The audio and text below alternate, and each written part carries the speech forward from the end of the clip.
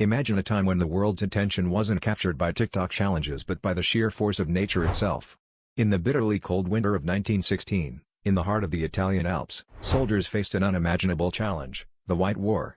With temperatures dropping to -30 degrees Celsius and avalanches triggered by artillery fire, survival was a daily battle. Men were not only fighting each other but also the relentless elements, as they tunneled through ice and snow to create hidden fortresses. Supplies were scarce, and the risk of frostbite was constant. The mountains claimed more lives than the enemy's bullets, making every step a perilous dance with death. This was a war where bravery was measured not just in combat, but in endurance against nature's unforgiving wrath.